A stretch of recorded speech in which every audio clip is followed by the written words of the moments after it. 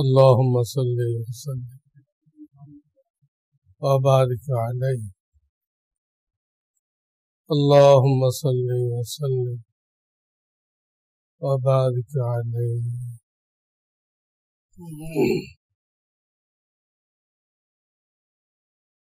الحمد لله وكفى وسلام على عباده الذين اصطفى أما بعد فأعوذ بالله من الشيطان الرجيم بسم الله الرحمن الرحيم ما كان محمد أبا أحد من رجالكم ولكن رسول الله وخاتم النبيين وكان الله بكل شيء عليما وقال النبي صلى الله عليه وسلم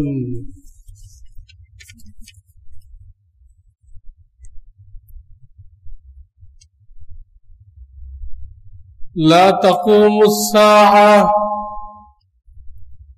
حتى تلحق قبائل من أمتي بالمشركين وحتى يعبد الأصنام وإنه سيكون في أمتي 30 كذابون كلهم يزعم أنه نبي وأنا خاتم النبيين لا نبي بعدي رواه عيسى في سنن الترمذي رحمه الله تعالى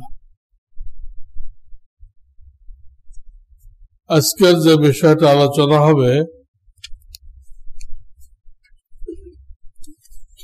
ঈমান নিয়ে আলোচনা হইতেছিল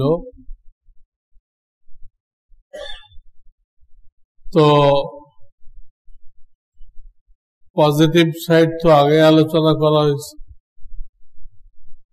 নেগেটিভ সাইড গুলো আলোচনা হইতেছে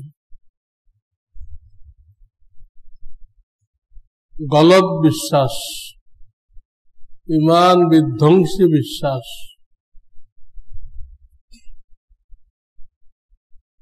যার কোনো একটা থাকলে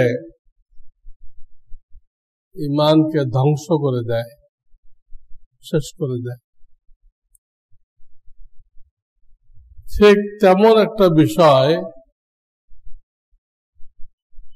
সহিহ আকীদা ছিল আমাদের নবী মুহাম্মদ রাসূলুল্লাহ সাল্লাল্লাহু আলাইহি ওয়াসাল্লাম তাকে খাতামুন নবিয়্যিন শেষ নবী বিশ্বাস করা তারপরে আর কোন নতুন নবী আসবেন না হযরত ঈসা আলাইহিস সালাম আসবেন দাজ্জালকে কতল করতে কিন্তু উনি ওনার উপরে যে কিতাব নাযিল হয়েছিল ইনজিল শরীফ এটা ফলো করবেন না ফলো করবেন আমাদের নবীর কোরআন আমাদের নবীর সুন্নাহ নতুন আর কেউ নবী হিসেবে আসবে না এটা ছিল সঠিক আকীদা ভুল আকীদা কি আমাদের নবীজির পরে আমি এইমাত্র যে হাদিসটা পড়লাম সেই হাদিসে আসছে আবার পরে 30 জন লোক আসবে 30 জন তারা প্রত্যেকে নিজেকে নবী বলে দাবি করবে,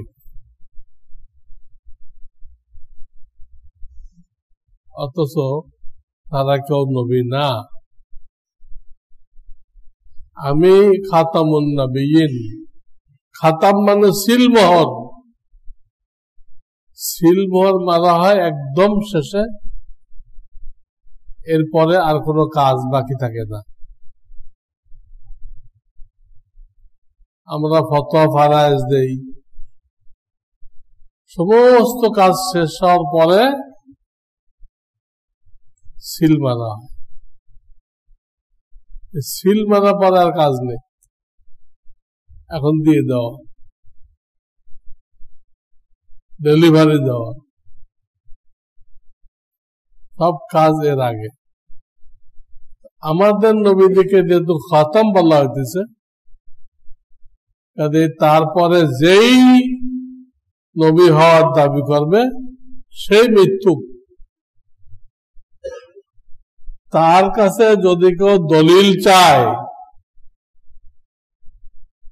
তুমি তো নবী, দলিল দাও, এই দলিল প্রমাণ যদি কেউ চায় তো সে কাফের হয়ে যাবে। দলিল চাইলে কেন? দলিল চাওয়ার অর্থ হলো যদি সে দলিল দিতে পারে তা আমি ওকে নবী মানব, যদি না পারে তো মানব না। তাহলে একটা সম্ভাবনা তো তৈরি হলো যে এই লোকটা নবী হইতে পারে, তা নাহলে দলিল কেন চাইলা? দলিল চাও কুফরি কাজ, তার ঈমান নষ্ট হয়ে যাবে। শরিয়ত এই ব্যাপারে এত কঠিন। সাহাবায়ে কেরামের জিন্দেগিতে, নবীদের মৃত্যুর পরে তো অনেক সাহাবায়ে কেরাম ছিলেন, তাদের আমলেই দুইজন বের হয়েছে নবী। একজনের নাম মুসাইলামাতুল কাযযাব, আর একজনের নাম আসওয়াদ আনাসি। কোরআন হাদিসে তো অসংখ্য দলিল আছে, এরপরে নতুন একটা দলিল সৃষ্টি হয়েছে, সকল সাহাবী একমত হয়ে গেছে এই দুইজনের বিরুদ্ধে জিহাদ করতে হবে, করে তাকে কতল করে দিতে হবে, এবং কতল করা হয়েছে। এই ব্যাপারে কোন একজন সাহাবী দ্বিমত করে নাই।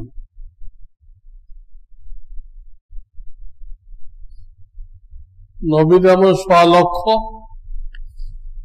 সাহাবীও 1.5 লক্ষ। অবশ্য বিদায় হজে আরো দূর দূরান্ত আসছিল, সেগুলো ধরলে হয় 1.5 লক্ষ।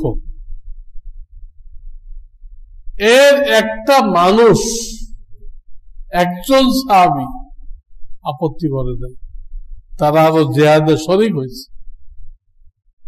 এটাকে শরীয়তের পরিভাষায় বলে ইজমা। ইজমা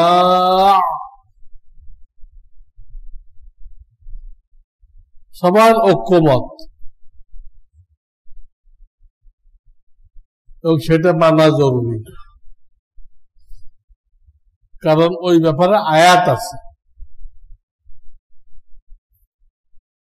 ومن يشاقق الرسول ويتبع غير سبيل المؤمنين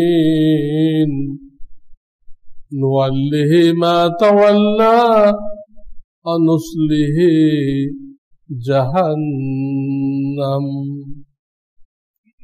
এই আয়াত হলো দলিল, ইজমা মানতে হবে। যে ব্যাপারে সমস্ত সাহাবারা, সমস্ত তাবিঈনরা, পরবর্তীকালে সমস্ত ইমামরা, তারপরে আসে সমস্ত মুফতিরা। এখন ফতোয়া ফারায়েজ কারা দেয়? কিন্তু মুফতিরা দেয়। তারা মুফতি হয় নাই, খালি মৌলানা পড়ছে, তারা ফতোয়া ফারাজ দেয় না, তার অধিকার নেই, এই সাবজেক্ট পড়ে নাই তারা। আজকাল দেখা যায় বিভিন্ন বক্তা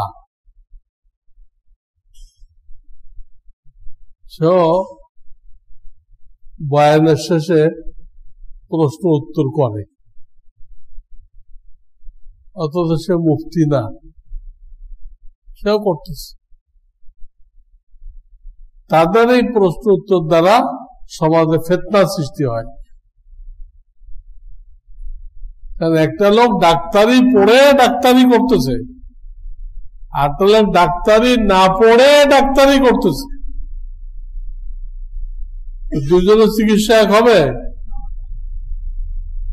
একজনের চিকিৎসা দ্বারা মানুষ সুস্থ হবে, আর একজনের চিকিৎসা দ্বারা কবরস্থান আবাদ হবে, চিকিৎসা হবে না, কবরস্থান আবাদ হবে, লোক মরতে থাকবে। এই জন্য এই বক্তাদেরকে প্রশ্ন করা, তাদের থেকে ফতোয়া নেওয়া, এটা তাদের জন্য নাজায়েজ, শ্রোতাদের জন্য নাজায়েজ। কিন্তু আমাদের শ্রোতারা দিন সম্পর্কে এতটা বেখবর, কারে প্রশ্ন করতে হবে, কাকে করা যাবে না, এইটুক ধর্মীয় জ্ঞান তারা রাখে না। অনেক পাবলিক তো হাজি সাহেবরা প্রশ্ন করে, আলেম তো না, খালি হাজি সাহেব, এলেমের কিচ্ছু জানে না। মিনা আরাফা দেখে আসছে, বাইতুল্লাহ দেখে আসছে, এটা জিজ্ঞেস করে জায়েজ হবে না না যায়, ও ফতোয়া দিচ্ছে। আজীব এক মূর্খ সমাজ, মূর্খ সমাজ আমরা। কাকে প্রশ্ন করতে হবে এটা আমরা বুঝি না, না বুঝে এই ফিতনা লাগাই। মৌলানা সাদ সাহেব, যাকে নিয়ে ওলামারা এত ফতোয়া দিল, তিনি কি কোন মুফতি?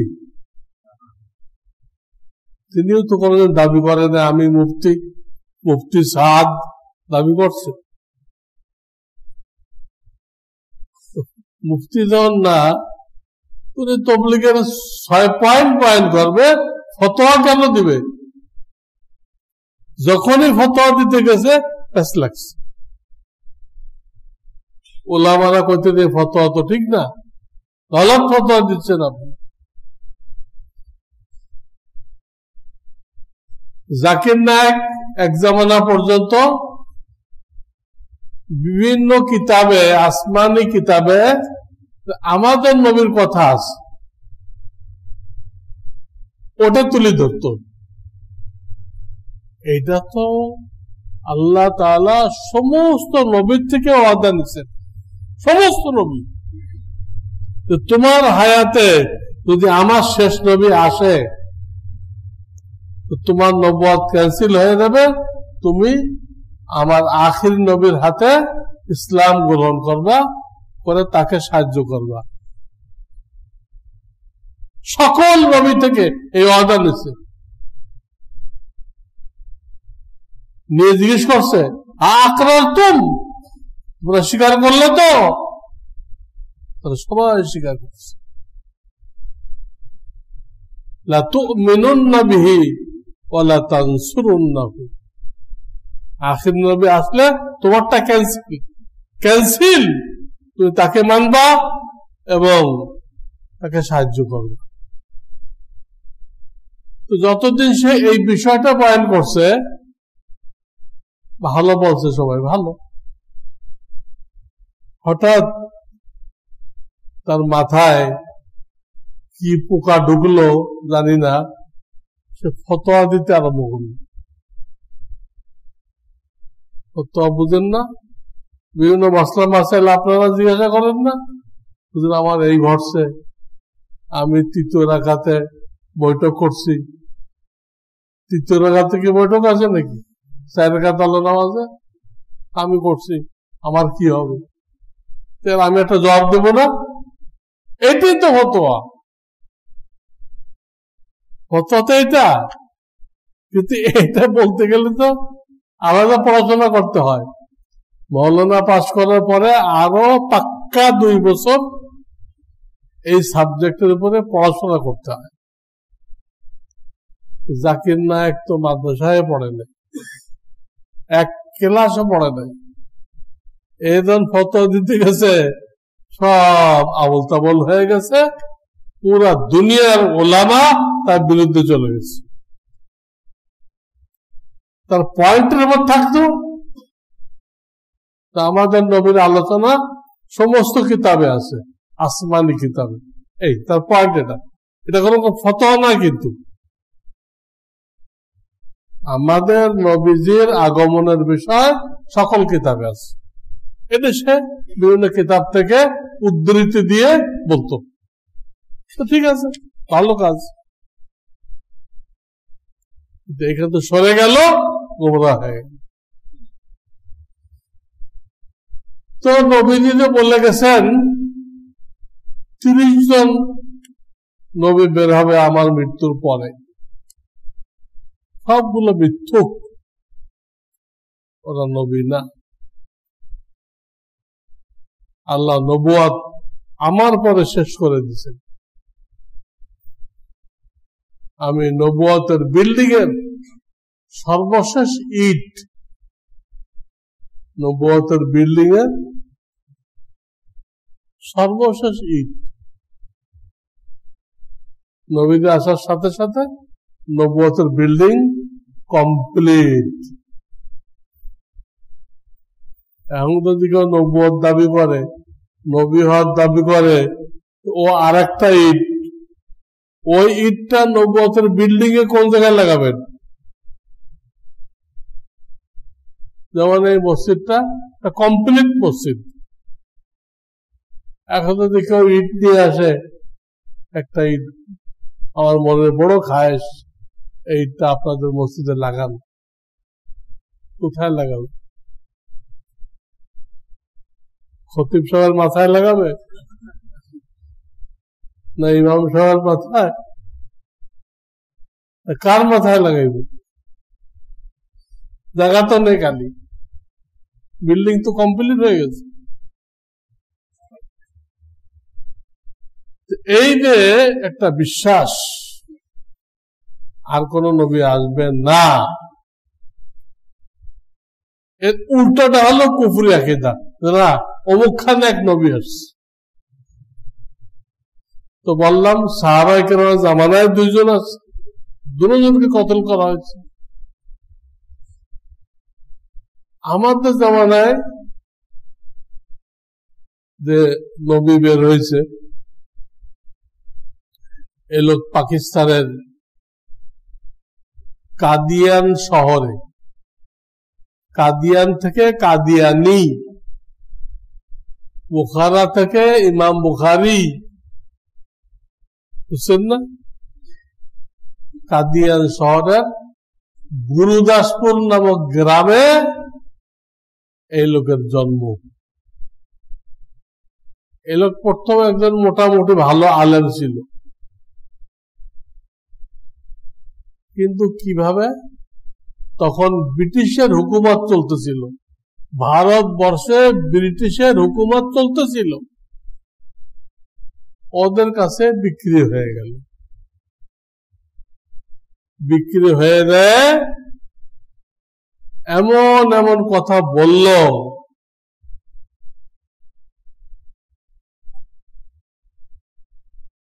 যে এই কথা বলা ছাড়া উপায় নেই, যার মস্তিষ্ক বিকৃতি ঘটেছিল, আর না এই কথাগুলো বলতে পারেন।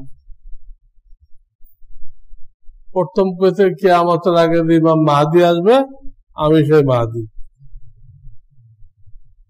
সেই মাহদীর নাম তো মুহাম্মদ, তো বাপের নাম আব্দুল্লাহ।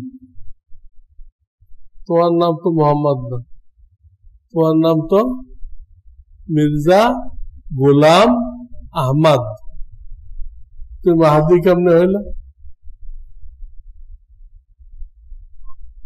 এই দাবি করলো। তারপর দাবি করলো কিয়ামতের আগে যে ঈসা আলাইহিস সালাম আসমান থেকে আসবে, আমি সেই ঈসা। ওনার আর এক নাম মাসিহ। উনি মাসা করে দিলে জন্মন্ধ চোখ ফিরে পেত, ওনাকে মাসিহ বলা হইত। আমি সেই ঈসা মাসিহ। ঈসা মসিহ যিনি হবে তিনি তো মারিয়ামের ছেলে, তার কোনো বাপ নেই।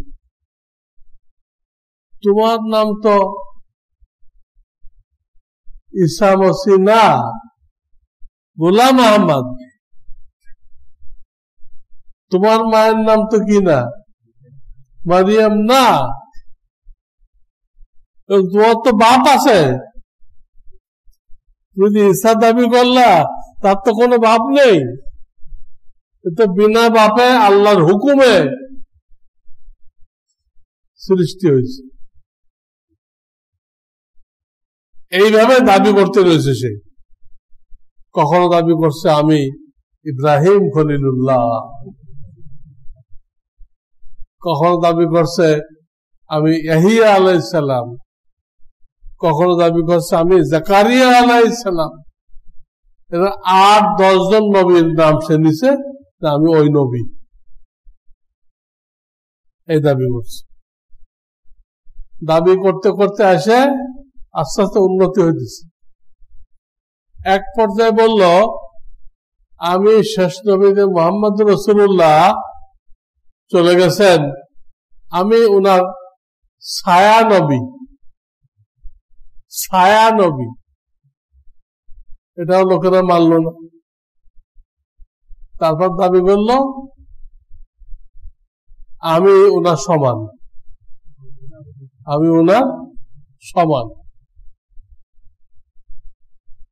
তারপর এক পর্যায়ে বলল আমাকে আল্লাহ তাআলা যে পরিমাণ মুজিজা দিছে, ওনাকে নাকি কয়েক লক্ষ মুজিজা আল্লাহ দিছে। ওনার আল্লাহ তো ব্রিটিশ গভর্নর,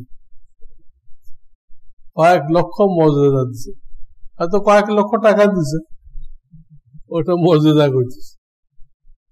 আমাকে এই এত পরিমাণ মুজিজা দিছে যে আমার মর্তবা এখন হযরত মুহাম্মদ থেকেও বেশি হয়ে গেছে। দেখেন দাবি করতে করতে কোথায় চলে গেছে, হযরত মুহাম্মদ থেকেও সে উপরে। এবং সে বলতেছে আমাকে যারা মানবে শুধু তারা মুমিন মুসলমান, এর বাইরে যারা থেকে যাবে তারা সব কাফের। আউযুবিল্লাহ। অথচ কথা উল্টা, তাকে যারা মানবে তারা কাফের, আর তাকে যারা অস্বীকার করবে তারা মুমিন। আর ও কইতেছে কোনটা, উল্টাটা করছে। তারপরে এক সময় সে দাবি করলো সে শ্রীকৃষ্ণ।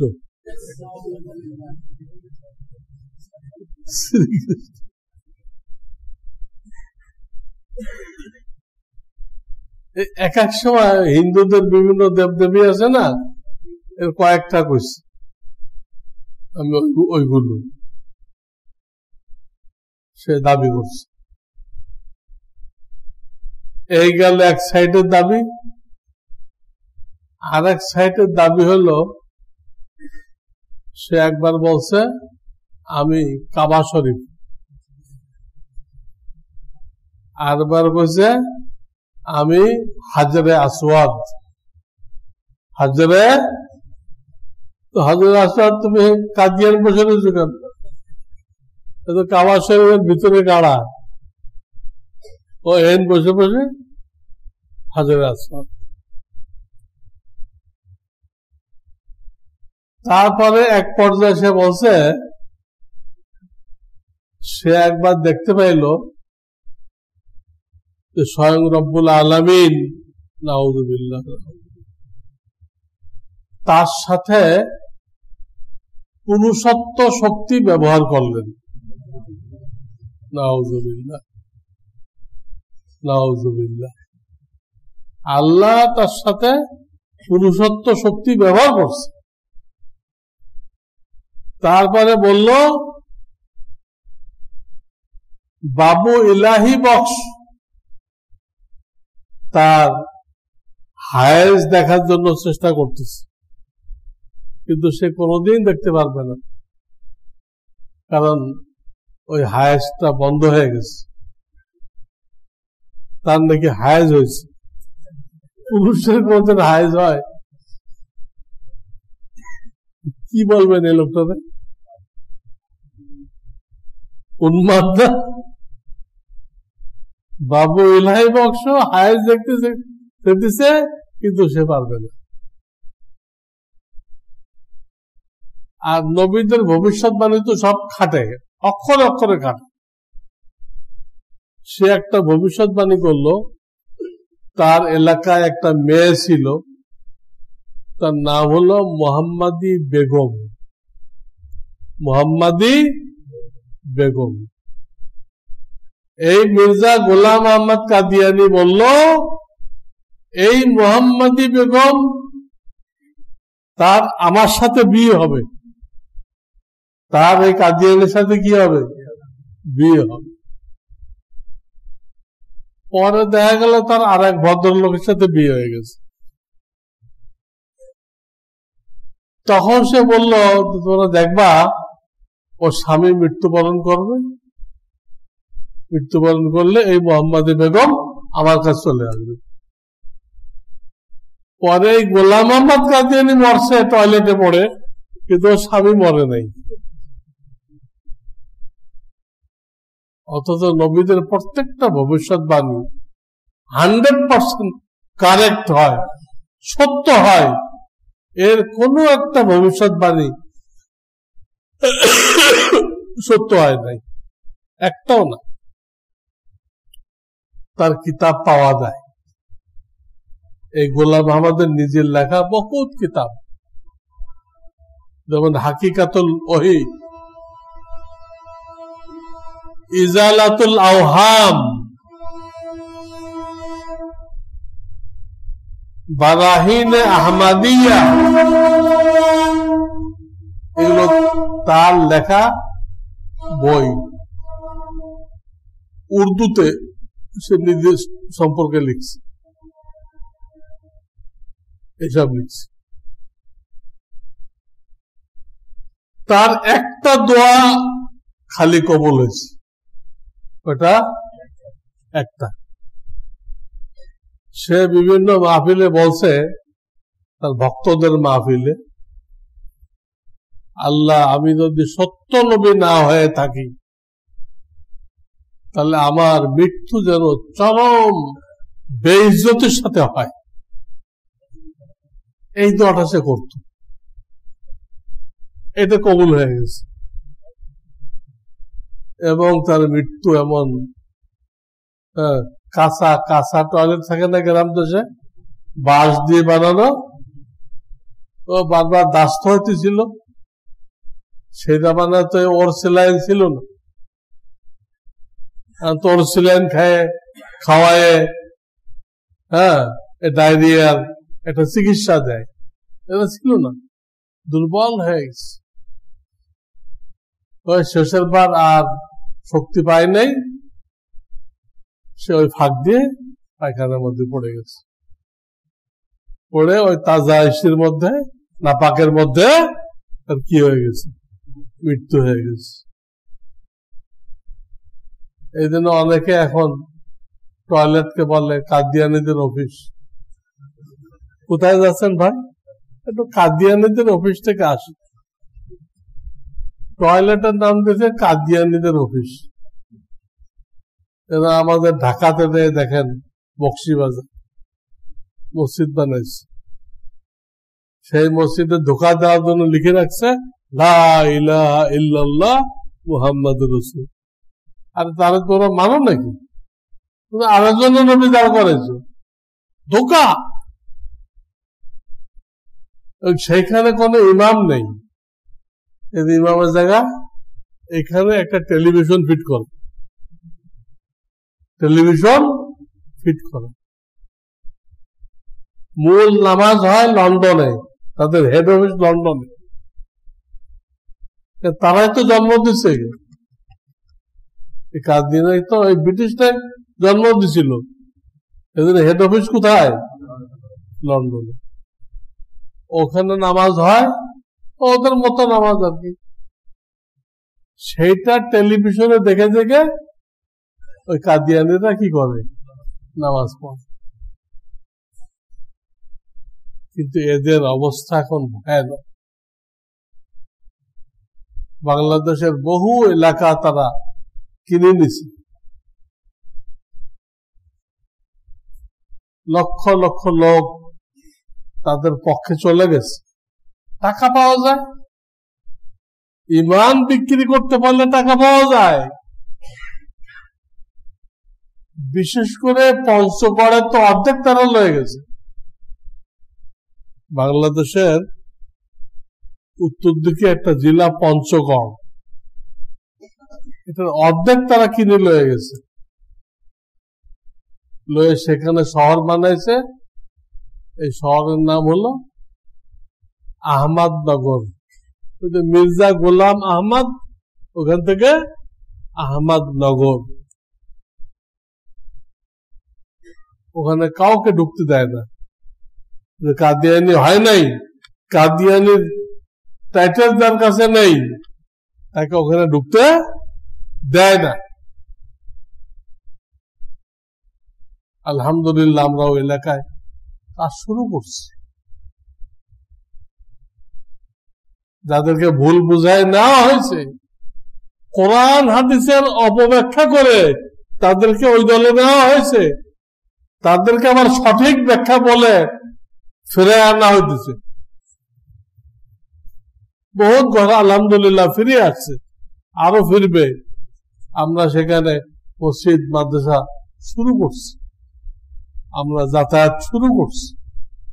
ওদিক যেহেতু কওমি মাদ্রাসা নেই, কোন বড় আলেম যায় না, তবলিগ জামাত যায় না, কারণ মসজিদ গুলোতে টয়লেট উজুখানা নেই। তবলিগের লোক, বাইরের লোক, এরা কোথায় যাবে? কেউ যেতে পারে না। এই এলাকাগুলো এই খ্রিস্টান মিশনারিরা আর এই কাদিয়ানিরা এরা কি করছে? দখল করছে। এইখানে সরল মনা মুসলমানদেরকে ধোঁকা দিচ্ছে। ওরা বুঝায় কি, তোমরা হানাফি শাফি আসো না, চার মাযহাব, ঠিক ওইরকম একটা মাযহাব, আহমাদি মুসলমান।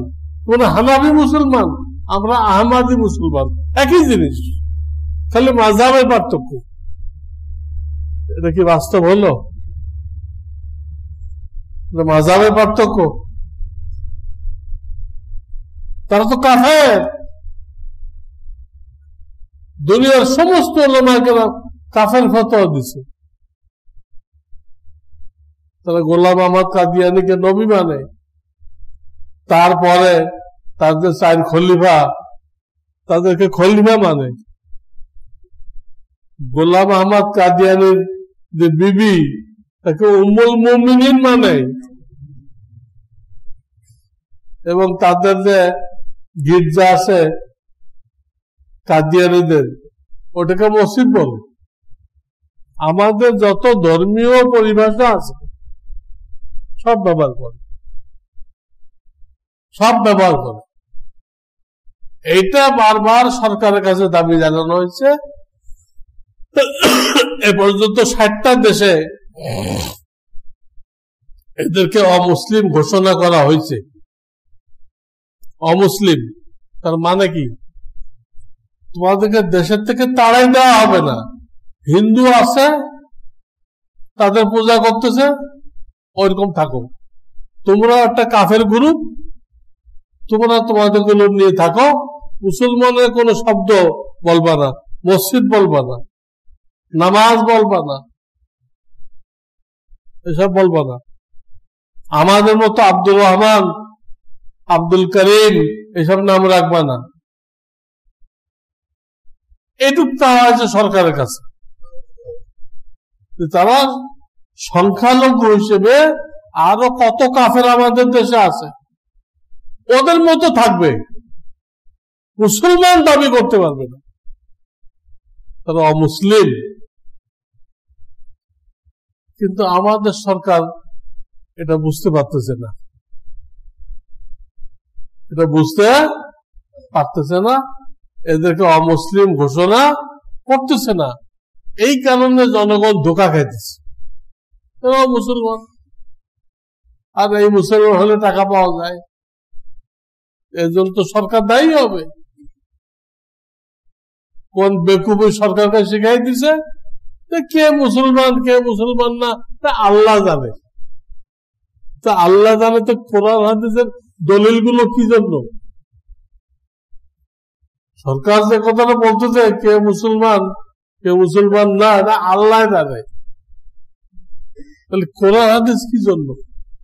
কোরআন হাদিস দিয়ে তো ঠিক করা হয় এটা মুমিন এটা কাফের। সরকারের এই কথা ঠিক না, এই কথা ঠিক না। সরকারের জন্য আল্লাহর কাছে জবাবদিহি করতে হবে। তোমরা অমুসলিম ঘোষণা না করার দরুন এই হাজার হাজার মানুষ, লক্ষ লক্ষ মানুষ বেঈমান হয়ে গেছে, এর জন্য সরকার দায়ী থাকবে। উলামায়ে কেরাম তো বলে দিতেছে, সরকারের কাছে দাবি জানাইতেছে।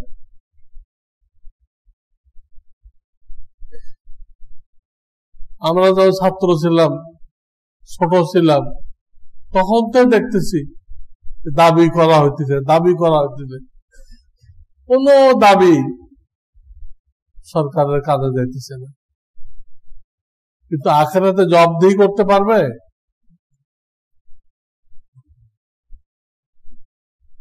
সরকার হইলে আল্লাহর পক্ষ থেকে অনেক দায়িত্ব আসে, এই দায়িত্বগুলো এরা জানে না।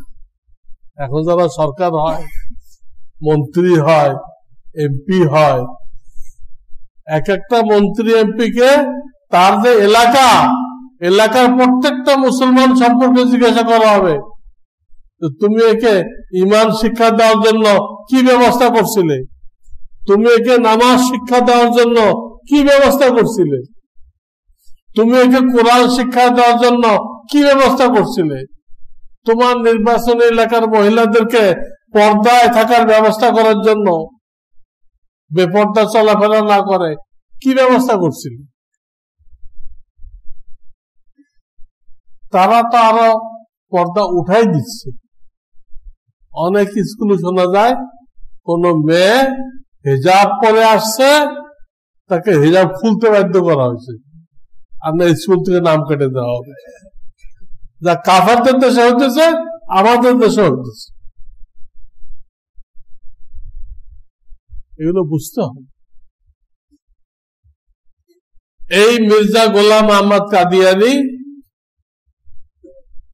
সে কোরআনের এক আয়াত দিয়ে দলিল দিছে যে ঈসা আলাইহিস সালাম বলে গেছে আমার পরে একজন নবী আসবে, ইসমুহু আহমদ। 28 পারা, কত পারা? তার নাম হবে আহমদ। এ বলতেছে আমার নাম তো মির্জা গোলাম আহমদ, এই মির্জা টির্জা সব খাও, গোলাম টোলাম সব এমনি বলা হয়েছে, আসল হলো আহমদ। আসল কি? আহমদ। আমার সম্পর্কে এই আয়াতটা নাযিল হয়েছে, অত এই আয়াত তো আমাদের নবী সম্পর্কে নাযিল হয়েছে। আমাদের নবীর এক নাম মুহাম্মদ আর এক নাম আহমদ। হযরত মুহাম্মদ মুস্তাফা আহমদ মুজতাবা সাল্লাল্লাহু আলাইহি ওয়াসাল্লাম আমাদের নবীর ব্যাপারে নাযিল হয়ে গেছে, সেটা সে নীতির সাথে লাগাইছে। লাগাইলে গত শতাব্দীতে অনেক বড় একটা আলেম ছিল, তার নাম হলো শাহ আতাউল্লাহ বুখারী রহমাতুল্লাহ আলাইহি। শাহ আতাউল্লাহ বুখারী রহমাতুল্লাহ আলাইহি তিনি একবার বহাস করলেন এই কাদিয়ানি আলেমদের সাথে। ওরাতে এই আয়াত পেশ করলো, পেশ করে বললে এই গোলাম টোলাম কিচ্ছু না, আসল হলো আহমদ, আসল হলো। তখন এই হুজুর বললেন অনেক বড় আলেম আতাউল্লাহ শাহ বুখারী, ইনি বলেন দেখো আমার নাম যে আতাউল্লাহ, এই আতাটা আসলে কিছু না, এটা আমার বাপে এমনি রাখছে, আমার মূল নাম হলো আল্লাহ। আতাউল্লাহ, আতা একটা আল্লাহ একটা, আমার আসল নাম কি আল্লাহ। আমি আল্লাহ বলতেছি, আমি এই মৃত্যুকে নবী বানায় পাঠাই নাই। ওর আসল নাম যদি আহমদ হয়, আমার আসল নাম কি আল্লাহ। কাদিয়ানিরা বহসে কি হয়ে গেল, হেরে গেল। এখন আলোচনা এই জন্য করতে হইতেছে, আমাদের সমাজে বহুত লোক কিচ্ছু বুঝতে পারবেন না, আমাদের মতো নাম, টুপি টাপি পরে, সব দেখতে আমাদের মতো, কিন্তু সে কাদিয়ানি। যখন পাকিস্তান কায়েম হয়েছিল, এখন তো দুই টুকরা হয়ে গেছে। প্রথম যখন কায়েম হয়েছিল, ওর প্রথম যে ছিল পররাষ্ট্রমন্ত্রী, সে কাদিয়ানি ছিল। এখনো সরকারের বড় বড় পোস্টে এই কাদিয়ানিরা বসে আছে। তো আমি এই ব্যাপারে কিছু আয়াত শোনাতে চাই, যে আসলে এগুলো সব মিথ্যা বানাওয়ার, মানুষকে গুমরাহ করার ব্যবস্থা।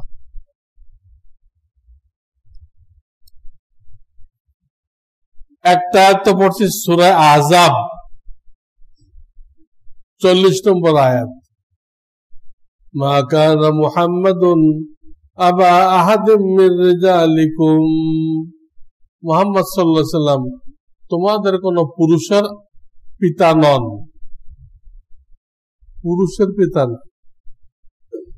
নবীদের ছেলেপেলেরা সব ছোটকালে শিশু অবস্থায় কি হয়েছে, মারা গেছে। মা খাদিজাতুল কুবরা থেকে 3 জন, আর মারিয়া কিপ্তিয়া থেকে 1 জন, তার নাম ইব্রাহিম। মোট 4 জন, সব ছোটকালে মারা গেছে। কাজে কোন পুরুষের, কোন বড় মানুষের তিনি কি না, পিতা না। ওয়ালাকির রাসূলুল্লাহ, তো তিনি কি আল্লাহর রাসূল, ওয়া খাতামান নবিয়্যিন, এবং তিনি শেষ নবী, পরিষ্কার শেষ নবী। পুরুষের পিতা না কেন কইল, তার শানের নুজুল দেখলে বুঝতে পারবেন। হুজুরের একটা পালক পুত্র ছিল, পালক পুত্র, তার নাম যায়েদ বিন হারেসা। তার একটা মহিলার সাথে বিবাহ হয়েছিল, কিন্তু বিবাহটা টেকে নাই।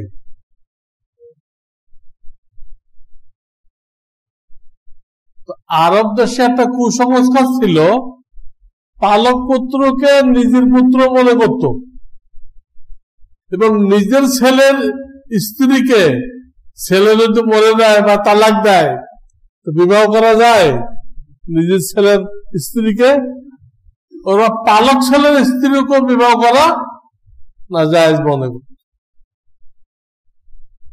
এই কুপ্রথা ভাঙ্গার জন্য আল্লাহ মৌখিক আয়াত নাযিল করলেন, আবার প্র্যাকটিক্যাল ঘটাইলেন। মৌখিক দিয়ে যা কাজ হয়, তাতে বেশি কাজ হয় কিসের দ্বারা, প্র্যাকটিক্যাল দ্বারা।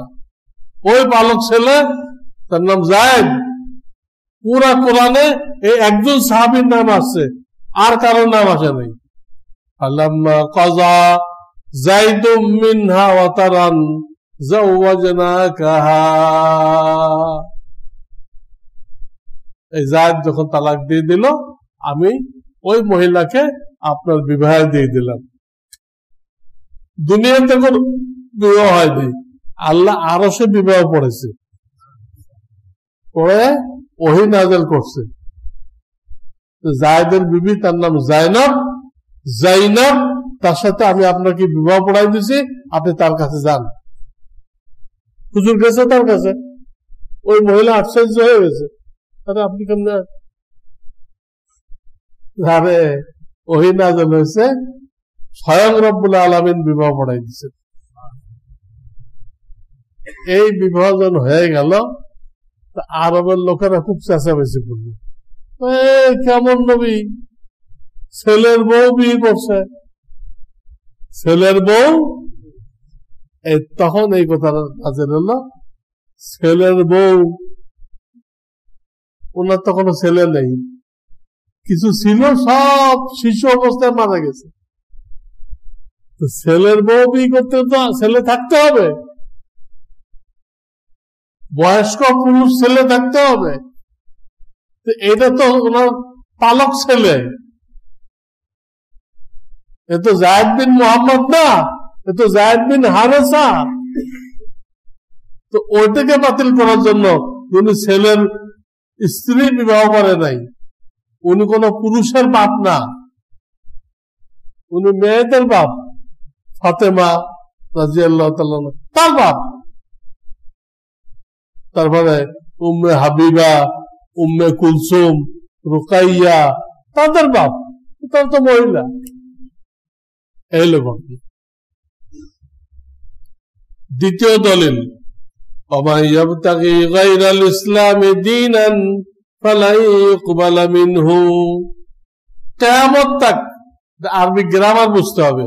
ওমান ইয়াবতাগি মুজারের সিগা, কি অর্থ দেয়? বর্তমান এবং ভবিষ্যৎ। বর্তমান এবং বর্তমানে এবং কিয়ামত পর্যন্ত কেউ যদি আল্লাহ বলতেছে আমার আখিরি ধর্ম, আখিরি নবীর ধর্ম ইসলাম ছাড়া অন্য কোন ধর্ম গ্রহণ করে, ওটা কোশ্চিন কালেও কবুল হবে না, গ্রহণ করা হবে না। এইখানে তো আল্লাহ তাআলা কিয়ামত তাক চ্যালেঞ্জ করে দিলেন। কোন পর্যন্ত? কিয়ামত পর্যন্ত চ্যালেঞ্জ করে দিলেন না। কিয়ামত তাক, ইসলাম আসার পরে কিয়ামত পর্যন্ত ইসলাম বাদে অন্য কোন ধর্ম গ্রহণ করা হবে না। তো নবী যদি আসে তো তার ধর্ম থাকতে হবে, আর তখন ধর্মই নেই, ধর্মই নেই, নবীও নেই, ধর্মও নেই, নবী নেই, নবী নেই, ধর্ম নেই। এইভাবে বুঝতে হবে। সূরা বাকারার প্রথম পৃষ্ঠা, ফাতিহার পরে তো বাকারা, ওখানে মুত্তাকি হইতে গেলে কি কি গুণ লাগবে? হুদাল লিল মুত্তাকিন, কি কি গুণ লাগবে? তো বলা হয়েছে ওয়াল্লাযীনা ইউমিনুনা বিমা উনজিলা ইলাইক ওয়া মা উনজিলা মিন ক্বাবলিক।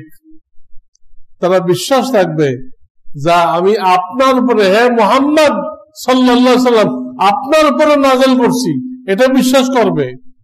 ওয়া মা উনজিলা মিন ক্বাবলিক, আপনার পূর্বে আমি নাযিল করছি, ওটাও তারা বিশ্বাস করবে। তাওরাত ইনজিল আমরা বিশ্বাস করি না, কিন্তু নির্দিষ্ট করে কোন আয়াত বলি না যে একটাও বিশ্বাস করি। কোনটা ঠিক আছে, কোনটা ওরা উল্টাই ফেলছে, তা তো জানা নেই। মৌলিকভাবে কিতাবগুলো বিশ্বাস করি, কিন্তু প্রত্যেকটা আয়াত বিশ্বাস করি না। বলি লা নুসাদ্দিকু ওয়া লা নুকাজ্জিবু, বিশ্বাসও করি না, মিথ্যাও বলি না। বিশ্বাস করেন না কেন? হয়তো তোমরা হাতে লিখছো, এটা বিশ্বাস করি না। মিথ্যা বললে না কেন? হইতে পারে এটা হাতের লেখা হয় নাই, অরিজিনালটাই রয়ে গেছে, এই জন্য নবীদের শিখেছি। এখানে একটা জিনিস খেয়াল করেন, যা আপনার উপর নাযিল করা আছে তা মানে, আর আপনার পূর্বে যে নবীগণ চলে গেছে তাদেরটাও মানে। যদি ভবিষ্যতে আরো কোন নবী আসার সম্ভাবনা থাকতো, দরজা খোলা থাকতো, ওইটা এখানে বলা জরুরি ছিল। আপনার মৃত্যুর পরে আরো যারা নবী আসবে তাদের উপর আমি যা নাযিল করব, এরা সেটাও মানবে, ওটা বলা আরো বেশি জরুরি। যদি আরো কোন নবী আসার সম্ভাবনা থাকতো তাহলে ওমা উনজিলা মিন বাদিক এটা বলা জরুরি। আপনার মৃত্যুর পরে কিয়ামত তক আর যারা নবী আসবে ওটাও মানবে, আসবে তো না, এই জন্য ওটা আল্লাহ বলেও নেই। আল-ইয়াওমা আকমালতু লাকুম দীনাকুম ওয়া আতমামতু আলাইকুম নি'মাতি ওয়া রাযীতু লাকুমুল ইসলাম দীনা। এটা বিদায় হজের দিন নাযিল হয়েছে। আজকে আমি তোমাদের জন্য ইসলামকে পরিপূর্ণ করে দিলাম এবং নিয়ামতকেও পরিপূর্ণ করে দিলাম, এবং কিয়ামত তক দ্বীন ইসলাম যারা মানবে তাদের উপর রাজি হয়ে গেলাম। কিয়ামত তক বলে দেওয়া হয়েছে এই ইসলাম থাকবে এবং আল্লাহ এই ইসলামের উপরে রাজি আছেন। আর কোন ধর্ম নিয়ে গেলে রাজি নেই, আল্লাহ গ্রহণ করবেন না। এতেও বোঝা গেল আর কোন নবী আসার সুযোগ নেই। কুল ইয়া আইয়ুহান নাস ইন্নী রাসূলুল্লাহি ইলাইকুম জামিআ, হে নবী বলে দেন, হে লোক সকল, আমি তোমাদের সকলের কাছে রসুল হয়ে আসছি, পুরা পৃথিবীবাসীর কাছে রসুল হয়ে আসছি, পুরা পৃথিবীবাসীর কাছে রসুল। জামিয়ান, জামিয়ান মানে কি? কেউ বাদ নেই। তিনি যেদিন নবুয়ত পাইলেন সেদিন তো নিয়ে কিয়ামত তক যত জিন ইনসান আসবে আমাদের রসুল নবী, সকলের নবী, মানলেও নবী, না মানলেও নবী। যারা মানে তাকে বলা হয় উম্মতে ইজাবাত, যারা মানে না তাদেরকে বলে উম্মতে দাওয়াত। সকলের নবী যখন কিয়ামত তক, আর নবীর জায়গা কই?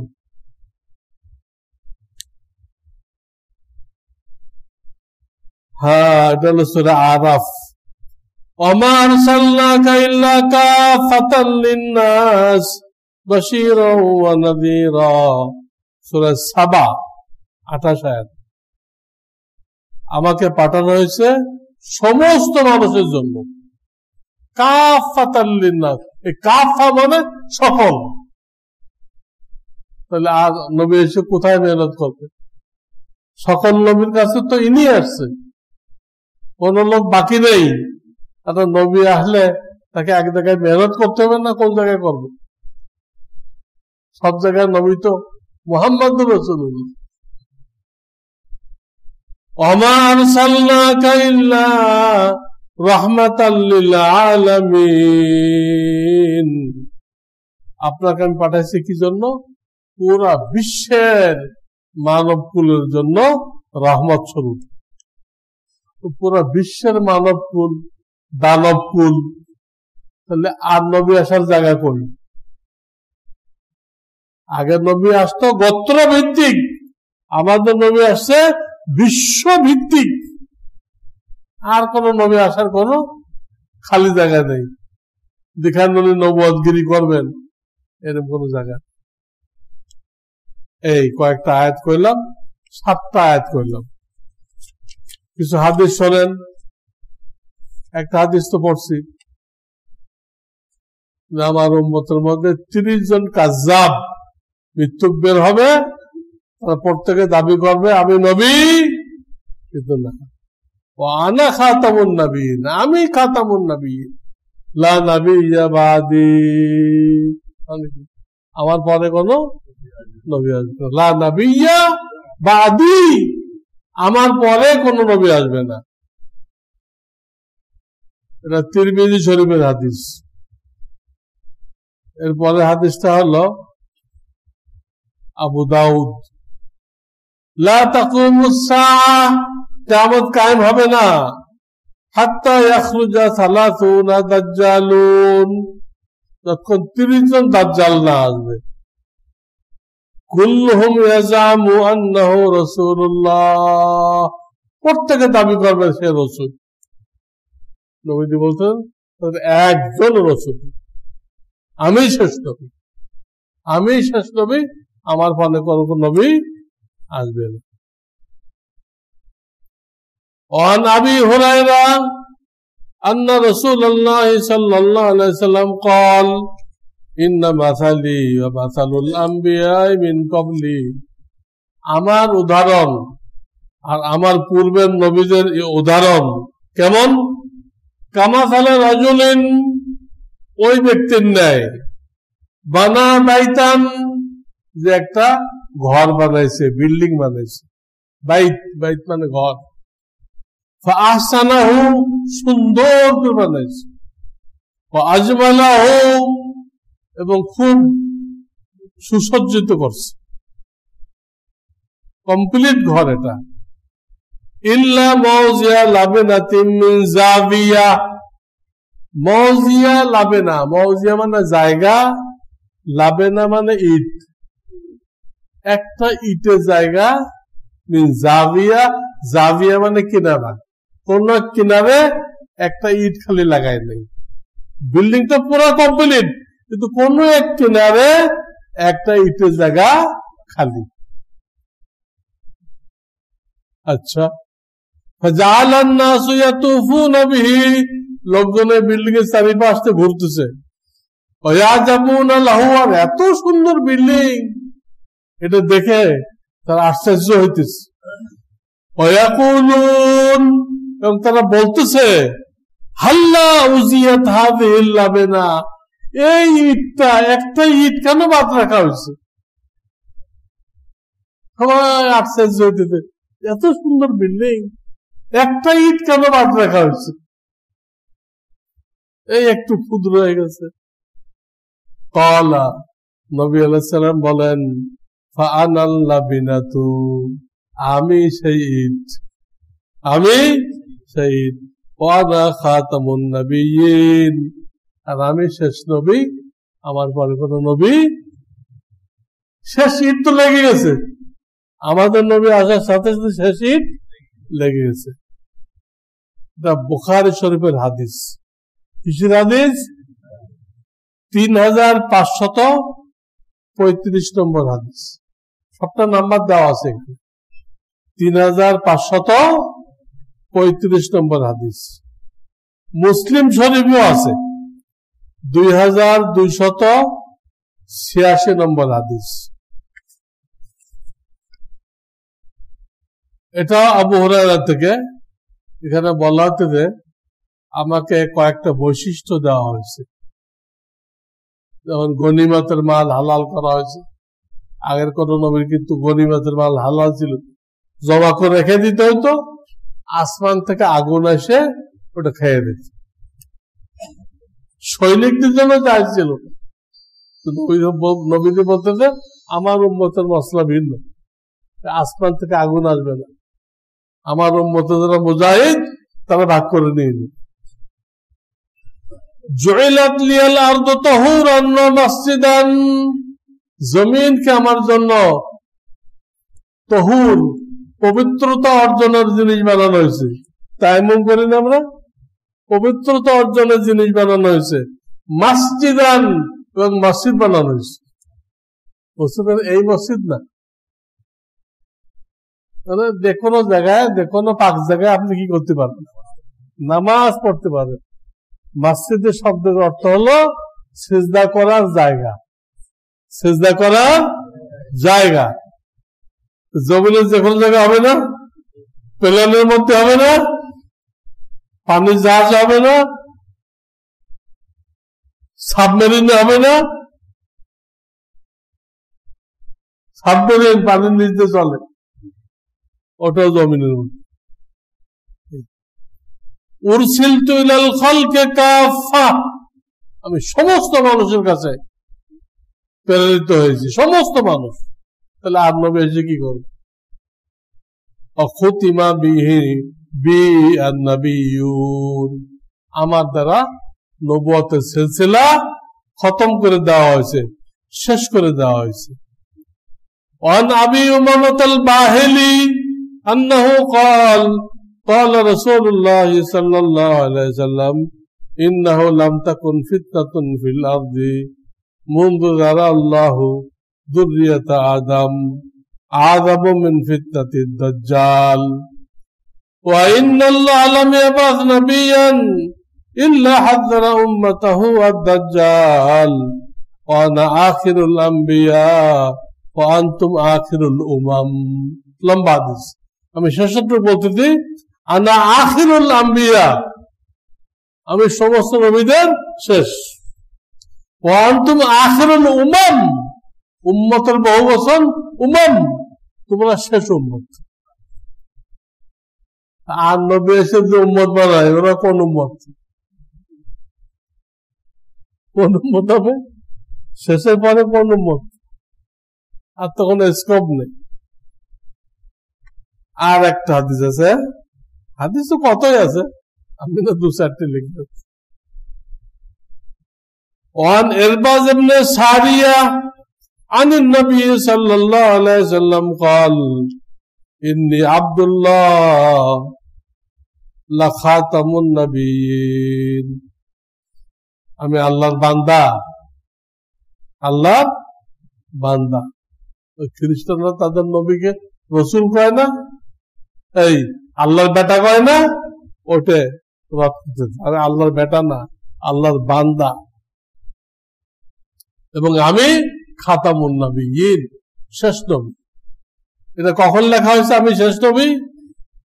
ওয়া ইন্না আদম আলাইহিস সালাম লামুনজাদিলুন ফি তিনাতিহি, যখন আদম আলাইহিস সালাম জমিনের মাটির সাথে মিলিত ছিলেন, ওনাকে তো জমিন থেকে যত এলাকা আবাদ হবে সমস্ত এলাকার থেকে মাটি নিয়ে কাকে বানানো হয়েছে? আদম আলাইহিস সালাম। জমিনের যত কালার অত কালারের মানুষ হয়েছে। কোন জমিন নরম, কোন মানুষের স্বভাব নরম, কোন জমিন একদম কোদাল মারবেন কোদাল ফিরে আসবে, শক্ত, সেও শক্ত, তারা কোনো কথা শোয়াইতে পারবে, বুঝাইতে পারবে। আবার কোন জমিনে খুব ফসল হয়, কোন মানুষের দ্বারা আল্লাহ মানুষের খুব উপকার দেন, কত মানুষ আছে তাদের দ্বারা অন্য মানুষের অনেক উপকার হয়। আর কোন জমিন আছে কিচ্ছু উৎপন্ন হয় না। কোরআন শরীফ আছে আল্লাযী খাবুতা লা ইয়াখরুজু ইল্লা নাকিদা। ঠিক মানুষের মধ্যে কিছু মানুষ আছে যাদের দ্বারা কোন মানুষের কোন উপকার হয় না, এগুলো বাত্তরীন মানুষ, নিকৃষ্টতম মানুষ, যার দ্বারা কোন মানুষের কোন, এজন্য অন্য হাদিস আছে খায়রুন নাস মা ইয়ানফাউন নাস, সর্বোত্তম ব্যক্তি ওই যার দ্বারা অন্য মানুষের উপকার হয়। একবার নবীজি হযরত আলীকে জিহাদে নিলেন না, মদিনায় গভর্নর করে রেখে গেলেন। তো বাহাদুর মানুষ, দুনিয়ার কোন বাহাদুর তো ওনার সামনে দাঁড়াইতে পারবে। কোন একবার ওনাকে একবার একজনকে রেখে দিতেন। মদিনার শহর খালি দেখা যাবে না, কেউ না কেউ দায়িত্বে থাকতে হবে। আমরা মাদ্রাসা চালাই, কেউ না কেউ দায়িত্ব থাকে, প্রিন্সিপাল নাই, ভাইস প্রিন্সিপাল নাই, আরেকজনের দায়িত্ব দাও। মদিনার দায়িত্ব কাকে দিলেন? আলীর মনে তো রসুল থেকে দায়িত্ব পাইছেন, কিন্তু ওনার তো নেশা হলো জিহাদের, ওটা মনে দুঃখ আছে, আমি এই জিহাদে দিতে পারলাম না। নবীজি ওনাকে সান্ত্বনা দিলেন, হে আলী শোনো, আনতা মিন্নি বিমানজিলাতে হারুন মিন মূসা, তোমার আমার পজিশনটা কি? মুসার হারুনের যে পজিশন ওটা। মুসা আলাইহিস সালাম তাওরাত আনার জন্য তুর পাহাড়ে গেছিল 40 দিনের জন্য। কাকে দায়িত্ব বসাই গেছিল? হারুনকে। আমিও তোমাকে বসাই গেল। তুমি আর আমি কিরকম? মুসার হারুন। এইটুকু যদি থামতেন তাহলে একদল লোক কইতে, আচ্ছা উনি হারুনের জায়গায়, হারুন তো নবী ছিল, তাহলে আলী কি নবী? শিয়ারা তো এই কথা বলতে, যদি ইরানি শিয়া আমার দেশে মুহররমে তারা মিছিল বের করে, তারা তো আলীকে নবী মানে। দেখেন নবীজি কত হুঁশিয়ার, কত জ্ঞানী, উম্মতকে কিভাবে রক্ষা করছেন, এটুকুই থামেন নাই। আনতা মিন্নি বিমানজিলাতে হারুন মিন মুসা, এটুকুই থামেন নাই। ওর পরে একটা শব্দ লাগেছে, ইল্লা আল্লাহ নবিয়্যা বাদি। কিন্তু একটু পার্থক্য আছে, আমার পরে আর কেউ নবী নেই। তুমি হারুন ঠিক আছো, কিন্তু নবী হইতে পারো একটা কথা লাগাই দিছে, ইল্লা আল্লাহ নবিয়্যা বাদি। এই কথাটা না কইলে কত মানুষ যে গোমরা হইতো। যা আল্লাহ আলীকে হারুন হয়ে গেছেন, হারুন মানে তো নবী। এখন তো রাস্তা খোলা কি। আমি যতগুলো আয়াত আর হাদিস পেশ করলাম, এটা যথেষ্ট। আমাদের নবী শেষ নবী, অনেক মিথ্যা নবী আসবে, মিথ্যুক আসবে, তাদেরকে আমরা মানব না, বরং তাদের থেকে মানুষদেরকে হেফাজত করার জন্য এই কথাগুলো অন্যের কাছে বলবো। আধা পঞ্চগড় কাদিয়ানি হয়ে গেল, আধা পঞ্চগড়, এটা বুঝাইতে হবে। ওখানে মাদ্রাসা করতে হবে, মসজিদ করতে হবে। আপনারা আমাদেরকে সহযোগিতা করবেন, আমরা তো মাঠে নেমে গেছি, আপনাদের সহযোগিতা দেবে। এই লোকগুলো যারা বেঈমান হয়ে গেছে, তাদেরকে আবার ফিরে আনার জন্য আমরা চেষ্টা করতেছি। আমাদের জন্য দোয়া করেন, আর আপনাদের তৌফিক অনুযায়ী সাহায্য করেন। আল্লাহ আপনাদেরকে কবুল করুন। আখিরু দাওয়া।